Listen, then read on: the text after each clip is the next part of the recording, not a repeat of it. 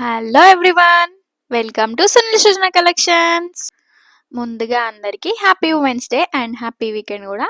నేను ఇక్కడ తింటుంది చింతకాయ చట్నీ అనుకుంటారేమో, పప్పులో కాలేసినట్టే మీరు. అది అసలు చింతకాయ చట్నీ కాదు, పండు మిర్చి చట్నీ అనమాట. నాకైతే చాలా ఇష్టము.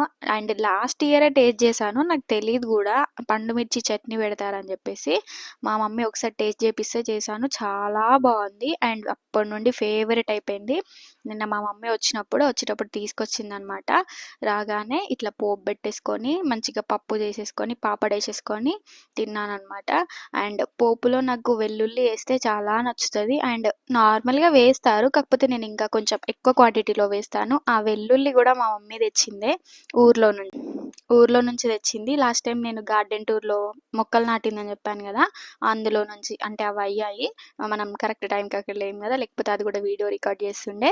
అక్కడ నుండి తీసుకొచ్చింది. ఎంత బాగుండని అసలు, స్మెల్ అయితే నాకు చాలా ఇష్టము. పోపు స్మెల్లో వెల్లుల్లి ఎక్కువ వేస్తే అసలు ఆరోమా అయితే చాలా బాగుంటుంది.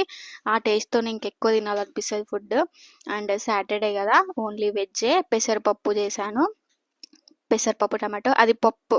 అది పొట్టుపప్పు, అందుకే అట్లా కనిపిస్తుంది, కానీ టేస్ట్ చాలా బాగుంది. అండ్ పెరుగు, పాపడ్ అంటే మ్యాండేటరీ అనమాట. సాటర్డే ట్యూస్డే నాన్ వెజ్ తినాం కదా, సో నెయ్యి వేసుకొని అన్నంలో కలిపేసుకొని తింటుంటే అస్సలు చాలా బాగుంది. మీరు ఎప్పుడైనా టేస్ట్ చేశారా పండు మిర్చి చట్నీని? చెప్పాను కదా, నాకైతే లాస్ట్ ఇయరే తెలుసు పండు మిర్చి చట్నీ ఉంటుందని చెప్పేసి అని.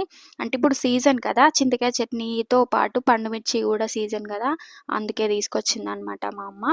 అండ్ ఆ పప్పు ఇంకా చట్నీ నెయ్యి వేసుకొని పాపడేసుకొని తింటుంటే చాలా బాగుండే టేస్ట్.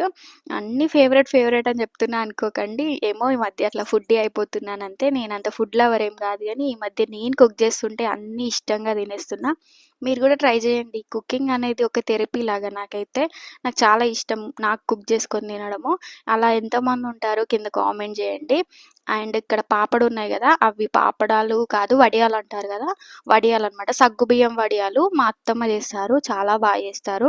1 ఇయర్కి సరిపడా ఒకేసారి చేసి పెడతారు అనమాట, తనే తీసుకొస్తుంది మాకు. అండ్ నెక్స్ట్ టైం కుదిరితే రెసిపీ నేను తప్పకుండా రికార్డ్ చేస్తాను మీకోసం. And thanks for watching. Please guys subscribe చేసుకోండి.